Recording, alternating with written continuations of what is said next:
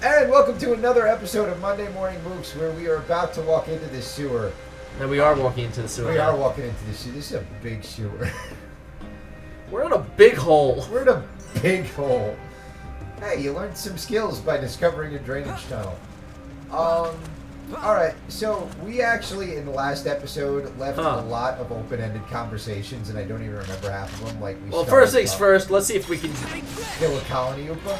Well, yeah, because this colony Oopa is... Yeah, this out-levels you. This is the first thing that's out-levels you. In a while. Yeah, but it's only one, and this is clearly not an elite creature, just an Oopa. So, right, we're trying to take that. Alright, so there were two specific things. One, you mentioned grinding briefly last game, and we sort of talked straight through it because we started talking about how bad hard rain is. And let's try to avoid talking about that again, because we could go on for hours about why hard rain sucks. But so you mentioned grinding. So we talked right through that. I gotta say, if grinding is required because of the difficulty curve in this game, it's going to be a major negative. Oh, absolutely, yeah. Because the fact that, okay, we've wasted a lot of time running headlong into our deaths for the purposes of completing side quests, but those were side quests. If we didn't want to do that, we didn't have to. Let's keep this up. If the storyline missions and the guys hanging out in this storyline area are like you have to grind to beat them, then that means that the game's pacing just went down the shitter real quick. Okay, I guess I can't jump over that yet. Yeah, you probably have to drop down from somewhere else. Yeah. But yeah, so I've been giving this game credit in thinking that there doesn't have to be any grinding. If we find out that there's some grinding... Hey, it's those, Oh, hey! Those horrible creatures! Hey, Nopon, what's up? What's up, Nopon?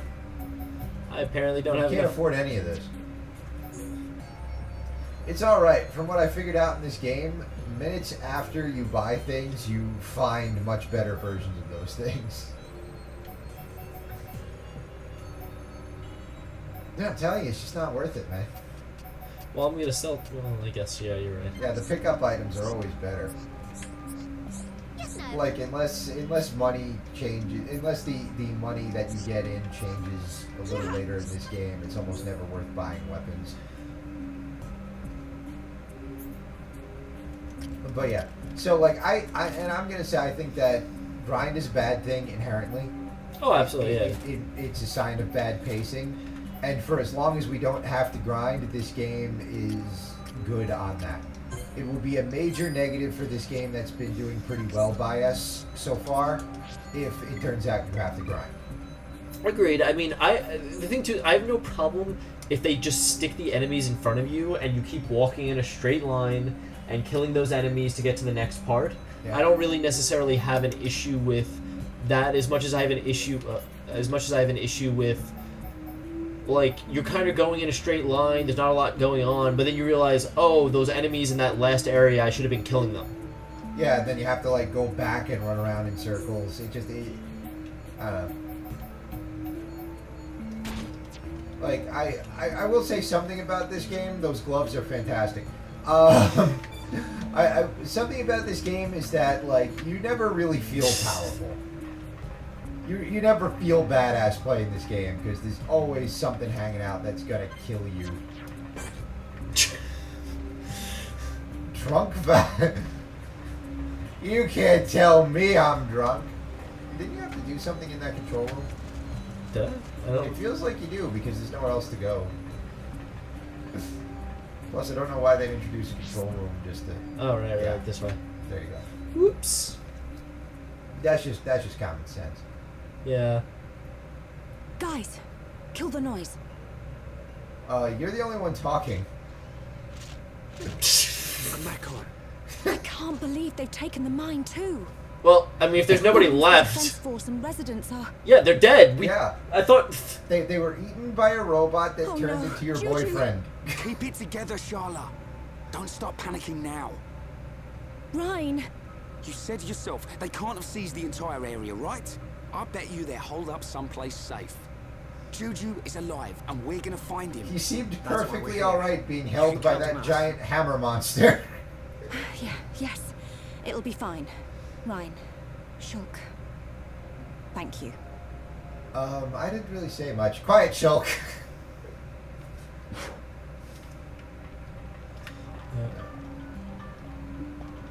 Alright.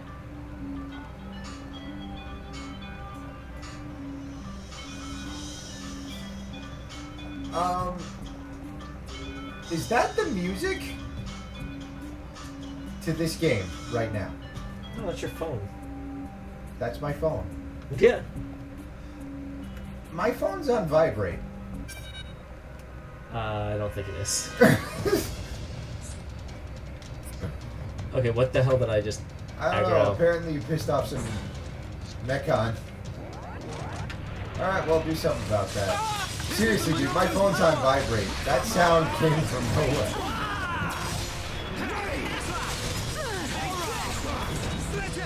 That was totally your phone. Oh, well. We're not redoing any of this. They get to listen to that sound, whatever it is. Shulk! Fantastic! Everyone, let's go! But yeah, so we talked about the grinding, and we're of consensus about the grinding. You said it. Something else, because like I hear the in-game banter, and like I appreciate one part of this. I appreciate one part of this. I really appreciate. I enjoy that they're trying to integrate plot elements into the combat. We talked about the big one, which is the see the future, but there are even little ones. Like example, like obviously they're trying to push some kind of love interest thing going on between Ryan and Charlotte, right? Yeah. Because apparently being reminded of your dead / reincarnated as a robot boyfriend is a good healthy place to start. And like so they're trying to push this, and they include some like back and forth banter between them in the combat. So this is really a conscious and intelligent effort to integrate plot elements and combat elements on every level, right? So there isn't any divorce between the plot and the gameplay. And I really appreciate that they're doing that. Like, I can't stress that enough, whether sometimes, like with some things, it works better than with others, but the fact that they're trying to do it and trying to do it consistently speaks volumes of positive things about this game. Mm-hmm. Okay, well, where are you going to be Where's like... the catch? Where's the yeah, catch? where was the catch? Yeah. Okay, what they're pushing brings me to what I think, and I'll say this now, thinking that you might disagree with me. Okay. Virtually all JRPGs feature bland love interests that I don't care about, and the more I'm supposed to care about them, the more I kind of want them to die. Well, fair enough. I believe in a previous video, in the God Bullshit video, we said that we talk about how poorly JRPG female characters are written at a later episode. I believe it is a later episode, Michael. Yeah, they're written pretty poorly.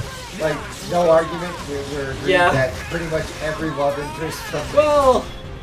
Can we name a single good love interest, like a well-written love interest in any game? And any RPG? Nice job.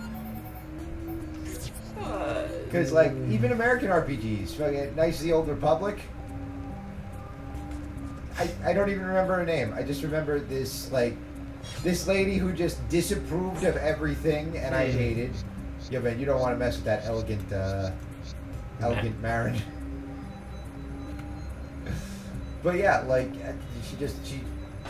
her sole character trait was disapproval, and then some contrivances, and I kind of wanted her to die.